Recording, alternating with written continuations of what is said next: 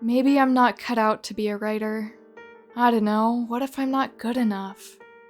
Book talk romance writers. What if you were just a normal school teacher, but the Minotaur wanted to get you pregnant? Writing memes from Tumblr. Revising your writing is just like, is this weird? Is this a weird sentence? Is this the weirdest, most poorly worded sentence ever written by anyone? And the sentence in question is, he walked across the room. Writers, when they're proofreading their works for the 34th time, find 0 mistakes, there's no typos, no grammatical errors, everything looks good. Hit the post button. Writers, when they're reading said works after they've been published, like proud parents, find 52 mistakes at first glance, 38 typos, and 14 grammatical errors with a bunch of inconsistencies and plot holes. Me, when looking through my writing and finding 2 of the same descriptors used without any sort of pattern in one paragraph. This is an unrepentable sin. Me writing, oh, this is the perfect word to use in this one specific scenario.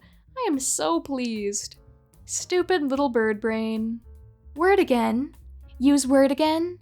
Use word again. Use word again. Word, perfect word, use again. My characters standing around waiting for instructions because I forgot that I included them in this scene. Being a writer is spelling disembowelment correctly on the first try, but somehow always screwing up definitely. There's a fic idea that's really compelling to me, but it's extremely out of character and would never realistically happen. But I never have to worry about that if I never post it. Got a disease called, I've written 5 versions of the summary/author's note for a fic I'll maybe never finish. You've heard of one-shots, now get ready for none-shots. It's when you think of an idea for a fic, and then don't write it. My average writing experience. Alright, I think I'm almost done actually. Google Doc grows second health bar, and a choir starts singing in Latin. Writing fanfics is something I do in my free time for fun. I will not treat it like a job, and will instead treat it like a hobby, because that's what it is. Also, how it feels being a fanfic writer. This is an important full-time position with responsibilities. Rolling my sleeves up before I start writing as if I am doing hard manual labor, instead of clicking away at a keyboard like a wannabe receptionist. I love being in my writing research era. Homemade weapons. For writing. How do pipe bombs work? For writing. Explosives that don't hurt you. For writing. Wow, that foreshadowing was really good. Me, who did not do it on purpose. When you write a plot twist and realize it doesn't even make sense to you. I love when an author truly understands a character so well that they can just put said character in any situation and still have them act correctly. Like, yeah, okay, he's a cat cafe owner. He's a middle school teacher. He's a dog. And he's acting exactly how he would act if he was a dog. How do you write such realistic dialogue? I talk to myself, and I pretend I am the one saying the line. Like sanity is slowly slipping from between my fingers with every measly word they type out. That is how. Worldbuilding is crazy. Like, well, guess I'll write an entire wiki page on a rare disease I just made up. Writing is like type, clackety clack clack, and whoops, I'm on social media now. Are you winning, daughter?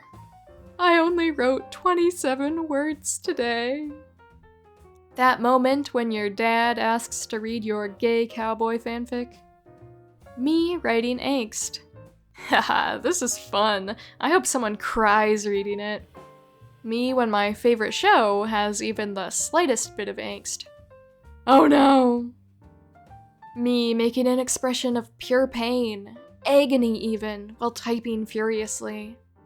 OMG, are you okay? Oh yeah, don't worry, I'm fine. But this character won't be when I'm done with them. Writer's block isn't real. It's just your characters deciding to go on strike because they're mad about how you've been treating them. Writing a heart-wrenching novel draft in piss-yellow Comic Sans. Sending your manuscript off to be beta read is kind of like sending your pet to the vet for surgery. Like, you know it has to be done to make it better, but at the same time, I don't want them to cut my baby to pieces. Writers holding a vague vibe based off a lyric. Is this a plot? I love being a writer. Sometimes I'll hear a song and go, oh, this song tastes like my character. I'm not licking CDs, but it tastes like them. Filing off the serial numbers is when a writer takes their fanfiction and changes the names and anything specific to the IP so that they can turn it into an original story for a book or movie. I wonder if there is filing on the serial numbers, where someone turns an original story into fanfiction. Maybe they're concerned it won't get any attention as an original story, so they make it into a story about Batman or Luke Skywalker or something to get eyeballs on it. The real 3D chess move would be to take an original story, turn it into a fanfiction that gets extremely popular, then turn it back into an original story you already have your built-in fanbase for. Someone has to have done this before, right?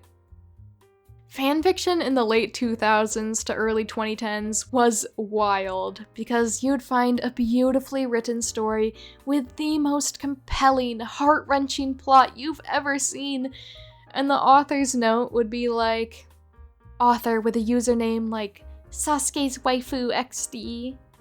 Ohayo gozaimasu! I'm sorry it took me so long to update. Tsundere twink from their fic. It was about damn time, you idiot.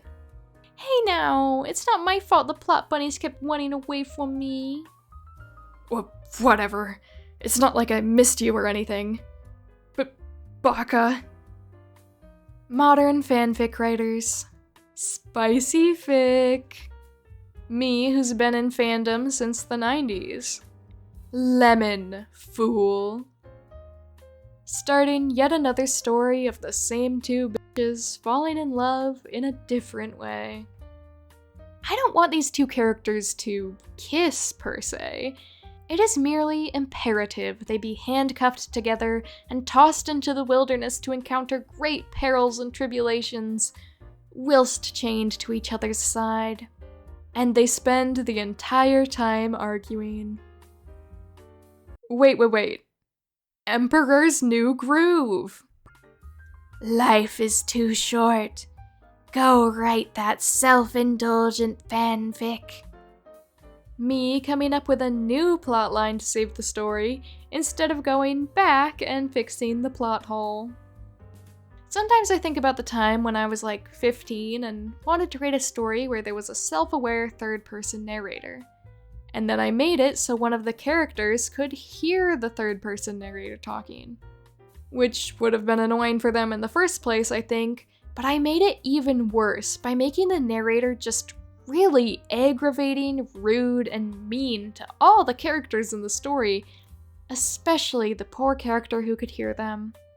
The character who could hear the narrator wasn't even the main character.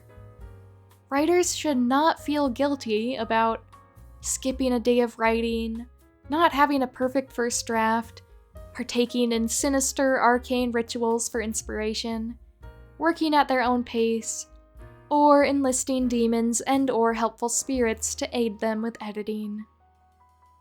I love writing. I also would rather be doing literally anything else. I know this is the website where we talk about artists and writers doing anything other than making art or writing.